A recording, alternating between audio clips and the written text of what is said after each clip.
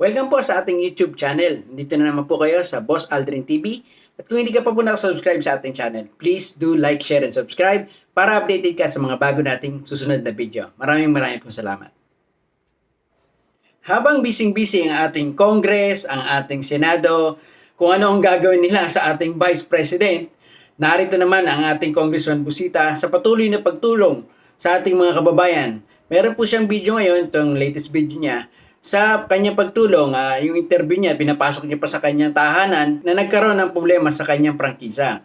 Nakita po natin dito ang advokasya ng ating Congressman Busita simula ng HPG pa siya. Simula ng HPG hanggang sa naging kongresista na siya, hanggang ngayon po patuloy pa rin po siya sa kanyang pagtulong at hindi po siya nagbabago at ang kanyang advokasya ay tuloy-tuloy at pangako niya pa nga na sa susunod na eleksyon kung siya ay papalarin bilang senador at hindi tayo nasiyahan sa kanyang trabaho, sinabi niya na siya ay bababa kung talagang pababain po siya ng mamamayan. Sinabi niya nga na siya ay bababa kung siya ay pababain ng mga lahat ng bumoto sa kanya. Ganyan po ang advokasya ng ating Colonel Busita na talagang simula noon hanggang ngayon, tuloy-tuloy pa rin po ang pagtulong sa ating mga kababayan, lalo na sa mga motorista. Ito po, panoorin po natin ang kanilang video. Bago po yan, number 1 po sa balota. Huwag po natin kalilimutan sa 2025, pagka-senador. Number 12 po, Colonel Bonifacio Busita. At ang number 56 po si Rog Gutierrez, sa One Rider Party List. Huwag po natin kalilimutan. Number 12, Senador Busita. Number 56, One Rider Party List.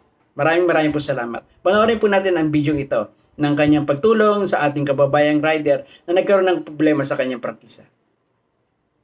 Kuya, taga saan ka? Bacoor po. Pero ang probinsya mo? Samar. Samar. Alin. Alin? Alin Ordin. Di ba ang Alin pagliban ng mula Bicol? Matnog. Matnog. Tatawid. Tapos Alin. Alin po. Yun ay Southern Samar. Nordin. Northern Samar. Nordin. Oh. Okay. Ano bang nangyari? Bali po, tinawagan ako ng operator ko. Pabiyahin kami, biyahin Samar. Leyte. Oo. Nakabiyahe po kami isang ikot na ng Leyte. Balik kami ng Cubao kasi ang terminal ng CIBL, Cubao. CIBL. Oo. Ngayon, pagdating namin ng Cubao, pumila uli kami. Balik uli kami ng Leyte uli sana. Leyte. Bali ang biyahe mo, Cubao, Leyte. Oo. Okay. Ngayon, yung pangalawang ikot namin, pabalik kami ng Leyte uli. Pagdating namin ng Sorsogon, na ano kami ng LTO Legazpi. Nahuli kayo. Pinatabi ako. Sabi sa akin nung itong LTO Legazpi, tinawag ako nung pagbaba sa sasakyan. Kuya, halika rito, bakit dito ka nag-drive? Sabi sa akin. Hindi mo ba alam? Pulurum yan hawak na bus, sabi niya. Sabi ko, ganun ba sir?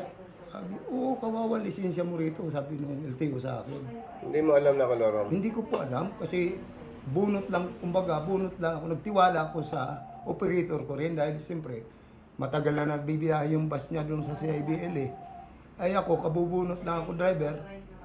Hindi naman ako para maghanap pa ng gusto ko, makabiyahe ka agad ako dahil sa bulto pamilya. Ang sinasabi ng boss mo, prangkisa, CIBL. CIBL po, Saan ang terminal? sa Cubao po. So, nung napara kayo at sinasabing kolorom, anong ginawa ng LTO? Ayun po, kinuha yung lisensya ko, tapos tinikitan, binakbak yung plaka sa harapan at saka sa likod. Hindi in-impound ang bus? Hindi po inimpound. Diniretso po namin ng Leyte yung, kasi nakiusap yung mga pasahero, wala silang matransferan, pinadiretso na lang yung bus. So, kung nakadiretso ng Leyte, nasaan ang bus ngayon? Hindi, pagdating po ng Leyte, sir, mga 3 weeks siguro, doon lang muna yung bus sa Leyte. Ako umuwi ako dito sa Maynila. Ngayon, mga 3 weeks, nagawa sila ng paraan na may uwi yung bus dito sa Bacoor. Kahit walang plaka, naiuwi. Oo, naiuwi nila yung bus. Iba na ang nagmaneho. Iba na ho. Ngayon, sa pagkakaalam mo, yung bus na ito, nabiyahe pa rin.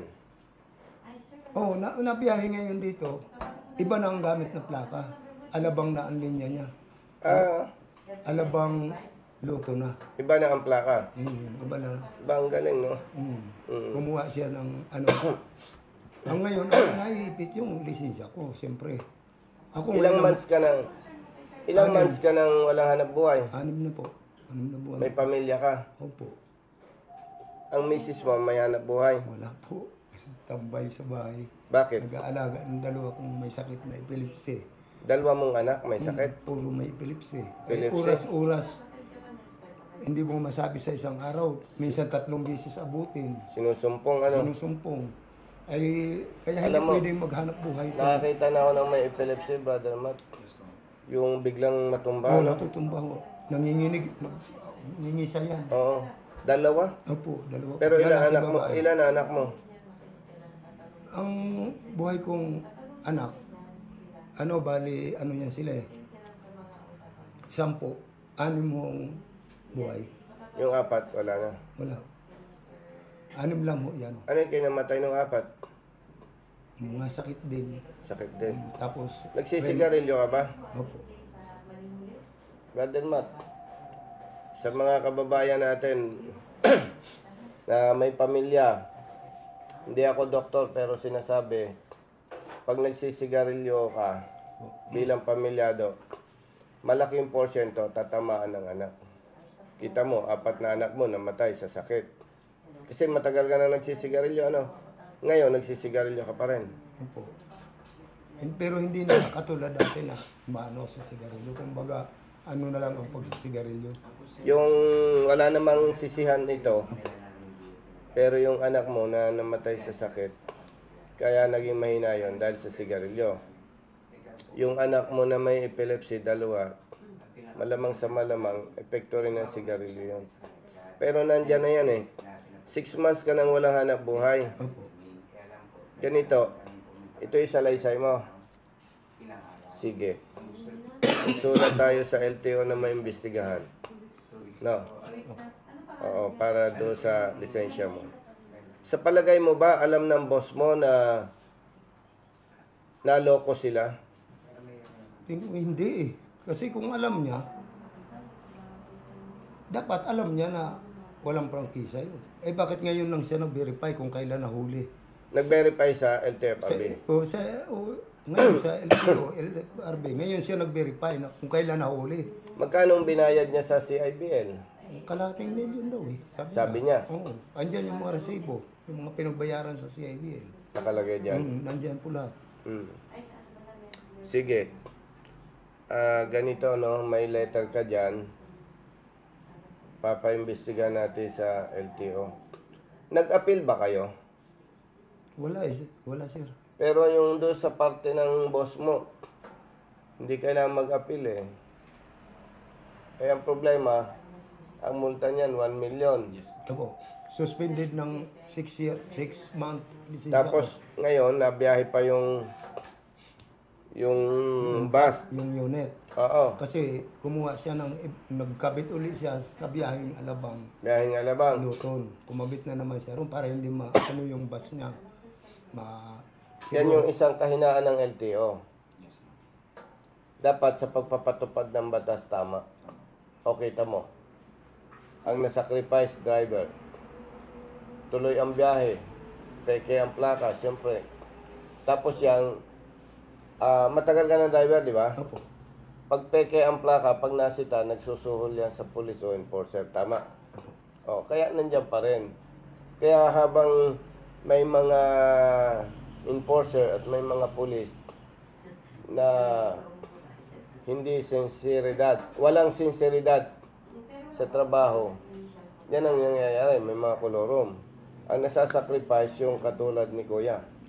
No, ganito na lang. Papagawa ko ito ng letter Opo. sa lawyer ko, sa abogado. No? para sa LTO. At papaimbestiga natin kasi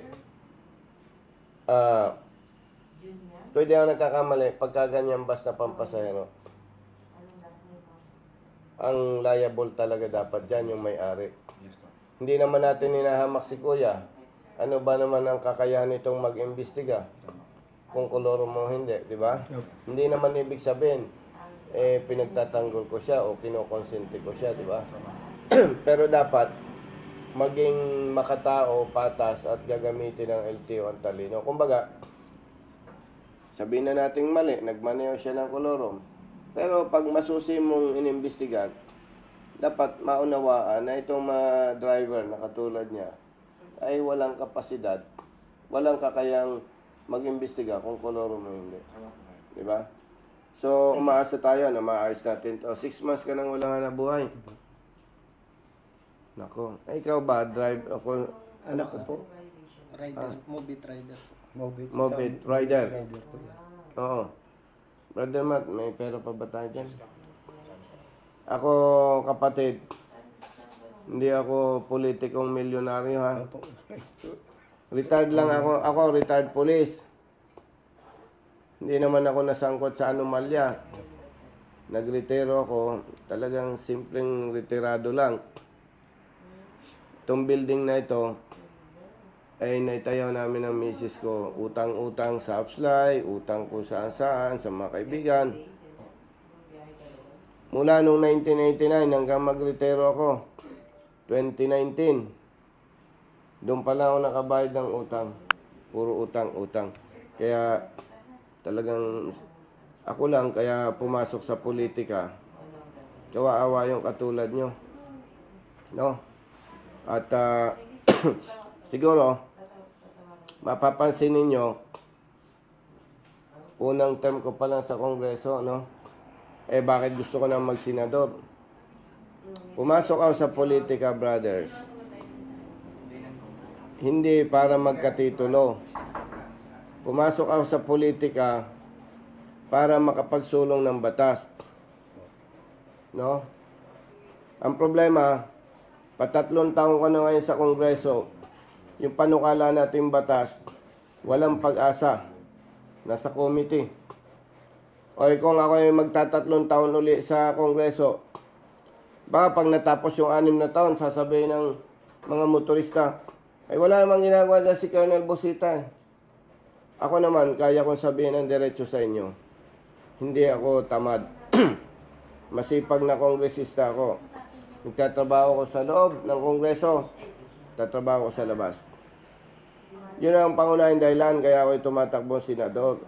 Kung loobin ng Diyos, suportahan ng ating mga kababayan, maging senador ako, yung One Rider Party List, nasa Kongreso, tayo naman ay Pilipino, Brother Matt. Iba yung may kakampi ka sa baba. Ikaw nasa taas, may kakampi ka sa baba. Pinoy Pinoy tayo. So, yun ang dahilan. At maliban dyan, may mga nakita ako, Brother Matt, na problema na madaling aksyonan. Ang problema, walang nagmamalasakit. Ngayon, sa ating advocacy, Brother Matt, brothers, masasabi natin na malayo na ang nararating natin. Kasi dati ang nare-receive namin reklamo sa telepono, tawag, nasa 500, no? Yes po, day and night. Adi. A day. Day and night po yan. Kasi mabibilang mo yan yung pumapasok sa system. Ngayon, nasa 20 na lang. Ang laki na binagsak. Siyempre tayo bilang nagmamalasakit sa mga kababayan natin. Sa 2025, ang gagawin natin, may maintain na lang natin yung ating advokasya para sa motorista, no? Yes po. Pero, may bago tayong advokasya. Yung mga tamad, masusungit, nakawani ng gobyerno, tatarbahuhin natin yan. Tandaan nyo yan. At lagi ko sinasabi yan, kahit sa inyo, sinasabi ko ito. Pag sinuportahan nyo ako sa Senado at ang One Rider Party List, pag hindi kayo nakontento sa serbisyo ko sa loob ng 6 na taon, pababain ako sa pwesto, bababa ako. No? Ako lang, kaya ganito. Ay, naawa ako sa ating mga kababayan. Katulad mo, kitang-kita na ikaw ay biktima. No? Hindi naman itahay na hamak. Walang mangyayari sa'yo. Kung walang tutulong sa'yo. Meron nga, Brother Jerry, na driver ng bus. Nahuli ng LTO. Fake ang prangkisa. Fake ang plaka. Binigyan ng demerits. Nirevok ang lisensya. Ay kung matalino ka, kasalanan ba ng driver yon? Kasalanan ng may-ari ng bus yun. Oh. Ay ano naman ang kakayahan ng driver ng bus para imbestigahan kung fake o hindi? Oh. Revoke ang lisensya. Kaya hindi tayo pabor dyan sa pagre-revoke ng lisensya. Dahil sa demerit system, Brother Jerry. Una, walang batas na nag-utos. Pangalawa, paulit-ulit natin, Brother Man, na patunayan, maraming LTO official, enforcers, police, hindi marunong magpatupad ng batas. Ibig sabihin, maraming nabibiktima, nabibigyan ng demerits na hindi tama. Oh.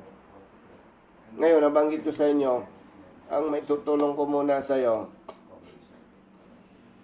2,000. Kasi hindi tayo milyonaryo. No? Hindi, naintindihan kita. Pinapaliwanag ko lang. Kasi sa mata ng iba, pag congressman ka, mapera ka eh. No? Ako, kaya lang, sabi ng iba, Brother Jerry, pag kumandidato, senador, kailangan 500 million. Mas maganda daw, 1 billion. Ako, walang 1 billion. Wala akong 500 million. Wala akong 50 million. Baka may mga kaibigan, tutulong, mapagsama-sama.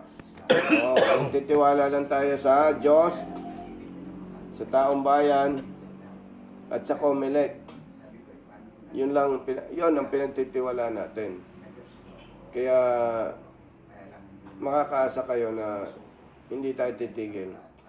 Marami pa tayo nakitang problema na dapat bigyan ng aksyon. Ayaw ko lang banggitin, Brother Jerry. Baka masabi ng ating mga kababayan, parang nagyayabang lang ito si Congressman Busita.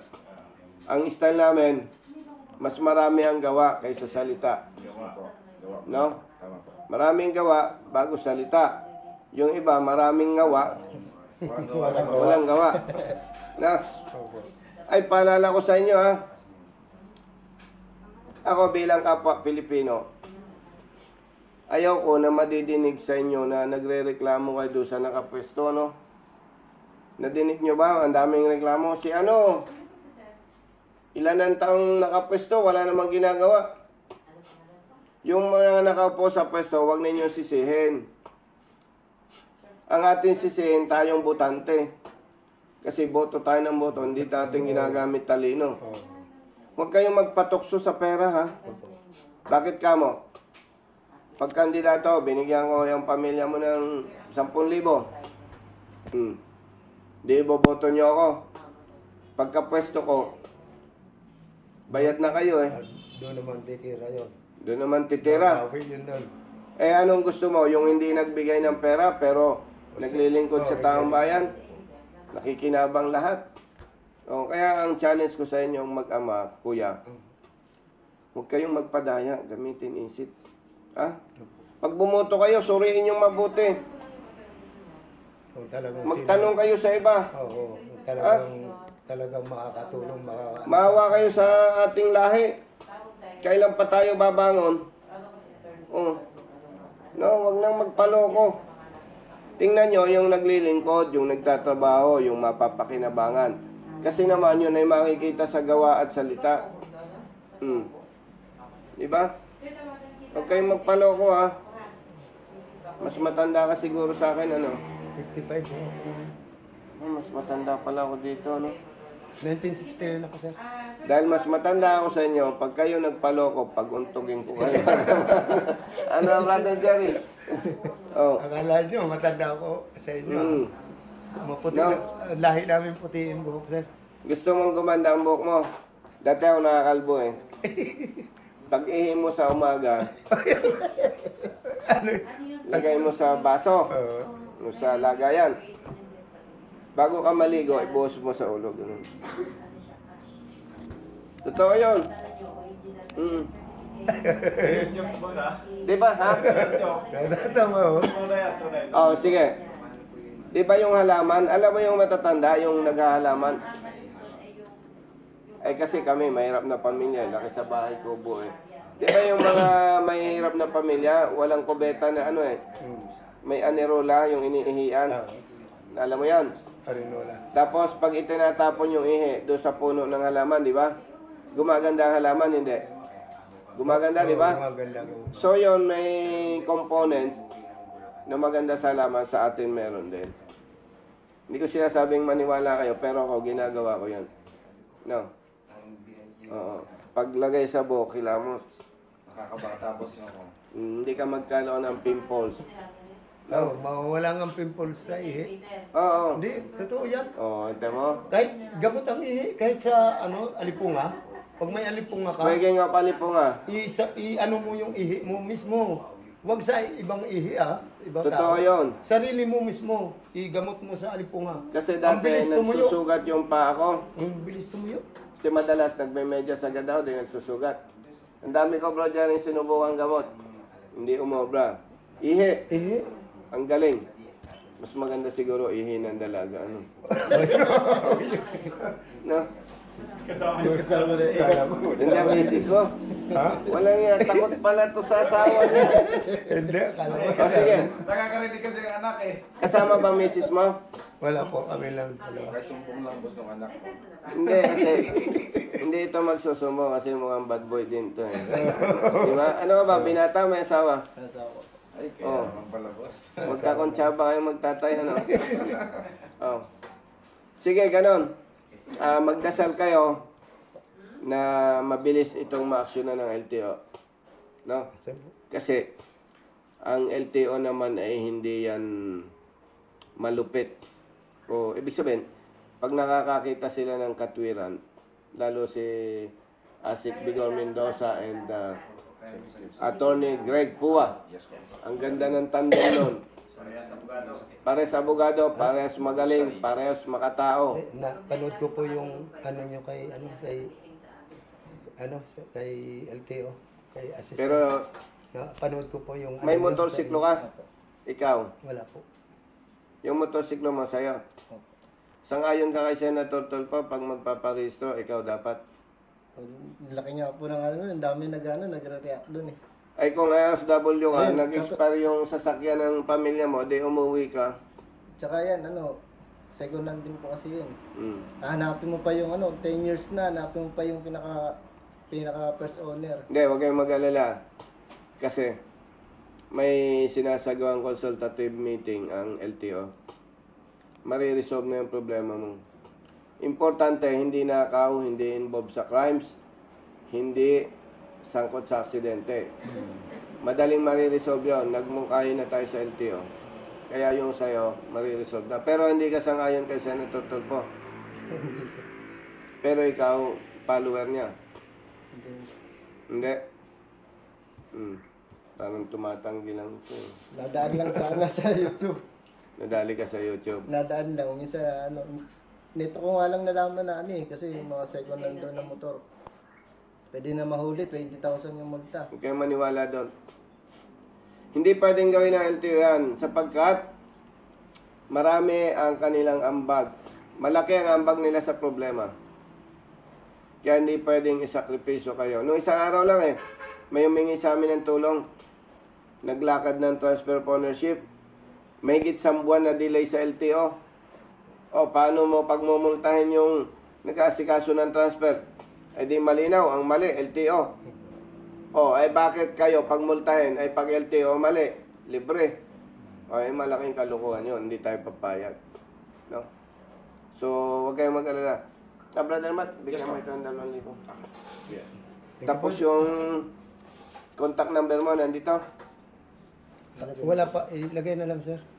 Ilagay mo at update ka namin. Yung zero. Hindi, susulat mo na lang. Oh, i-ano natin. Okay. Sige. Oh, brother. Oh, diretsahan tayo.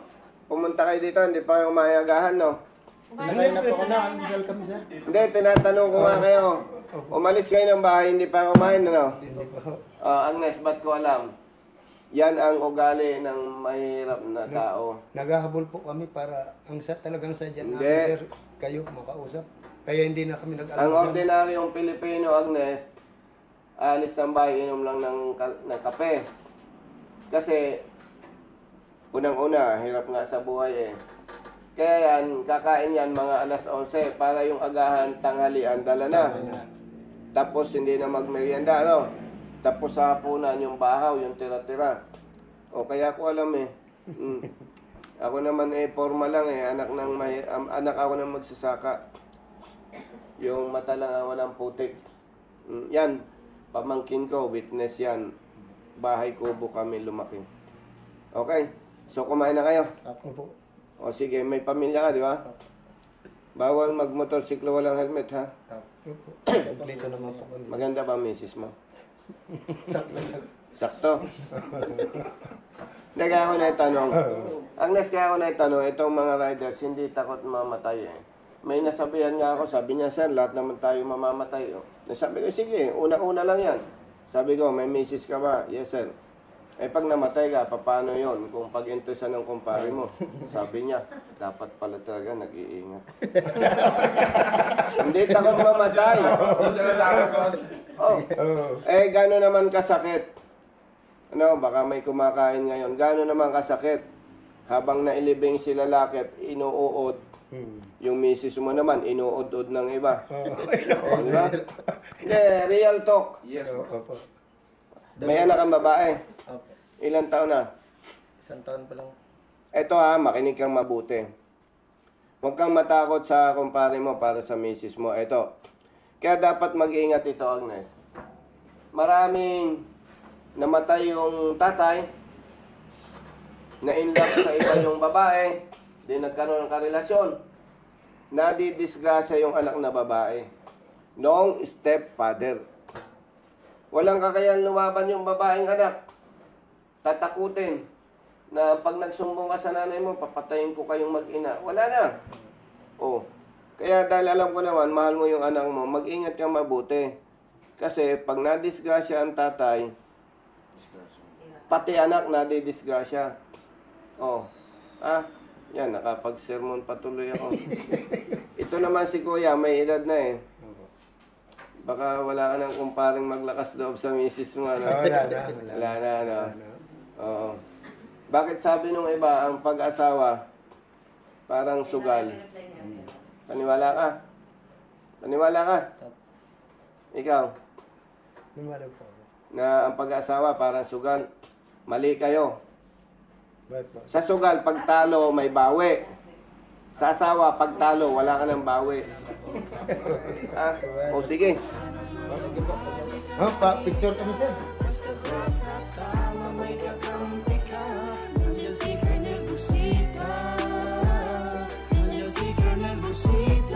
Ayan.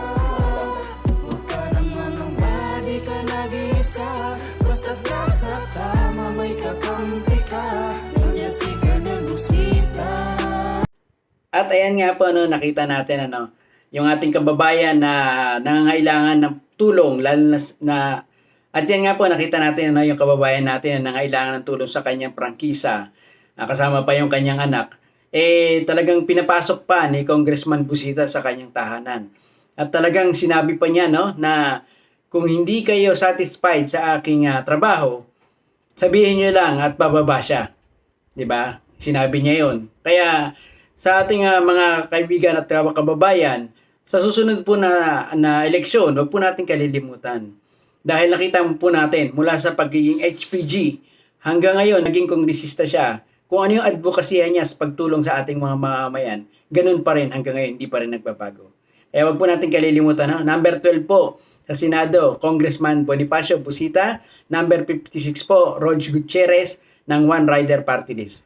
At ang ating pong business, huwag po natin kalilimutan, Brad's Air Conditioning po. Meron po kaming business, gumagawa po kami ng mga aircon units, meron po kaming spare parts, maintenance, Kung nangangailangan po kayo na naggagawa ng inyong mga aircon unit sa inyong tahanan, meron po kayong pa sa service, meron po kayong pa maintenance para sa air conditioning po. Message lang po kayo sa baba. Maraming po salamat. At sa ating pong merchandise, huwag po natin kalilimutan. Please like our page po sa Facebook, Sportio. Ayan.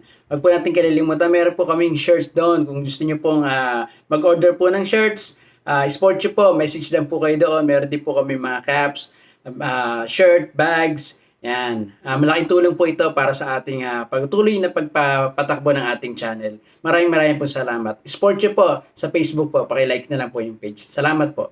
Kahit magdamagan, di na masama yan. Kung ako naman ang iyong kasamang umalis, ako ang iyong sandal.